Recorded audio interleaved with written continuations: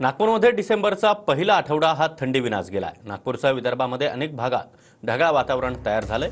मात्र आता तापमानामध्ये घसरण झाल्यानं थंडीला सुरुवात होईल, तर काही भागामध्ये तुरळक पावसाची शक्यता नागपूर हवामान खात्यानं वर्तवली आहे। याचाच आढावा घेतलाय आमच्या प्रतिनिधींनी, पाहूया। नागपूरसह विदर्भाच्या अनेक जिल्ह्यांमध्ये ढगाळ वातावरण पाहायला मिळते आणि त्यामुळे थंडीच्या दिवसामध्ये थंडी कुठे गेली अशा प्रकारचा प्रश्न आता विदर्भवासियांच्या मनात येताना दिसून येत आहे।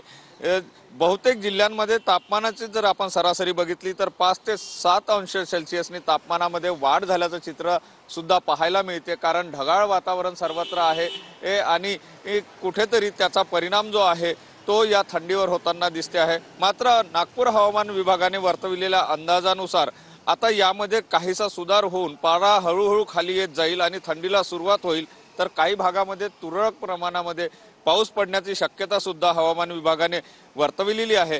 त्यामुळे वातावरणाचा हा बदल जो आहे तो आरोग्याच्या दृष्टीने आणि शेतीच्या दृष्टीने सुद्धा विपरीत परिणाम करणारा असल्याचं पाहायला मिळते। कॅमेरामन साईसह सुनील ढगे, TV9 मराठी, नागपूर।